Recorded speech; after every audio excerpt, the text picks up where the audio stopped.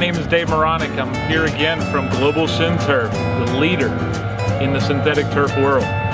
Today we're at the Lake of the Pines here in Northern California, one of the most beautiful sites, and we're going to be installing our first synthetic lawn for your viewing.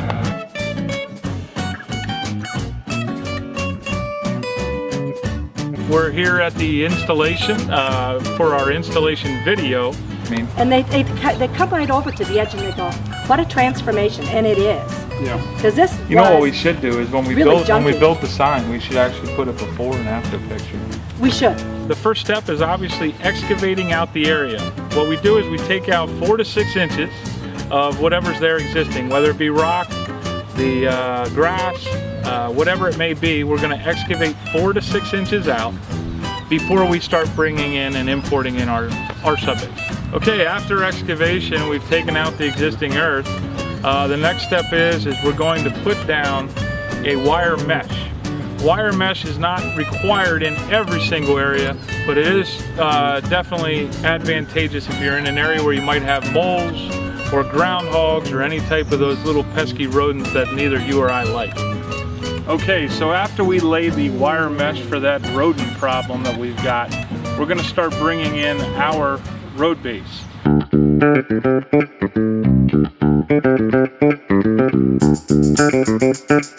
And here we go, thanks to Ron's crew, we got our big friend Damon riding that big old blue tractor bringing in that sub base right now. Our road base is basically a 2-inch product of stone that allows for full drainage. So you're going to want to put a layer of that down. Obviously different parts of the United States, different parts of the areas that may not require, if it's not in a low area where we have water issues, it's not always necessary to put that 3 to 4 inches of drain rock down first. However, if you want a complete full installation with no issues whatsoever, we recommend that 3 or 4 inches of that road base goes down first. After we get done with that road base, we're going to come in and we're going to put in a 3 to 4 inches of a decomposed granite. Some parts of the United States call it stone dust.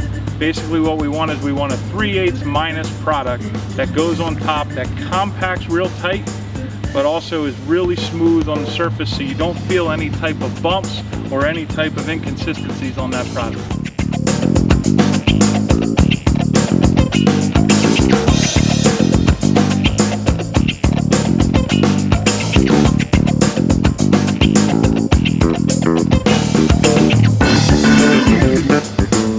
Our granite.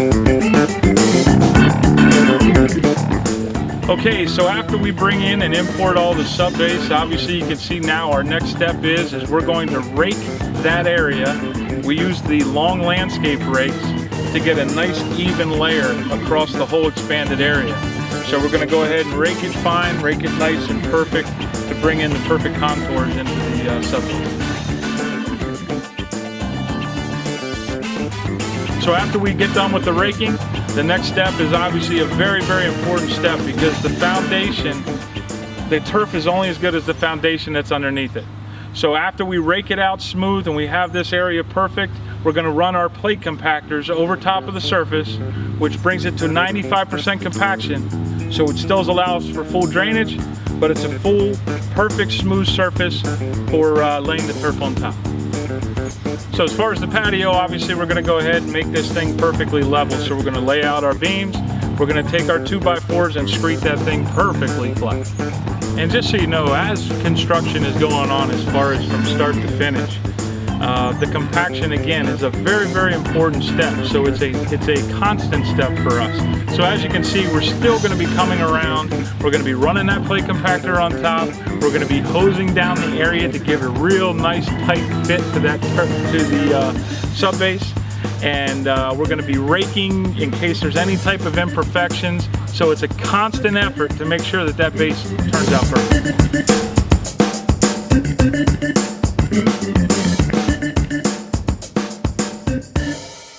Fun to watch. It was a fun process to watch. Yeah.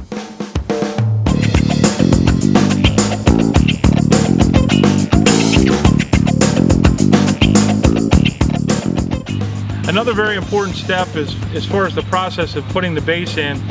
Depending on where you're getting the base from, we want to make sure that it's nice and moist so it gets real tight and perfect as far as how that sub base gets to as far as the contour.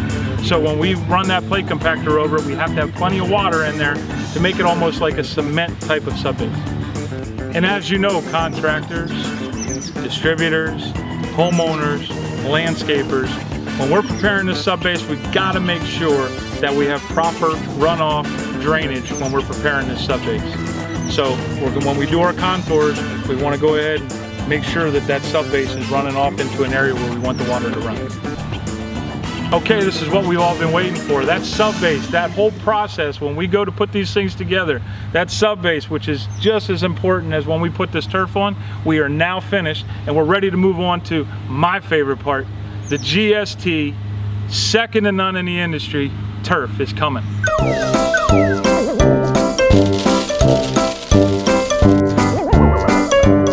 See you in the next video.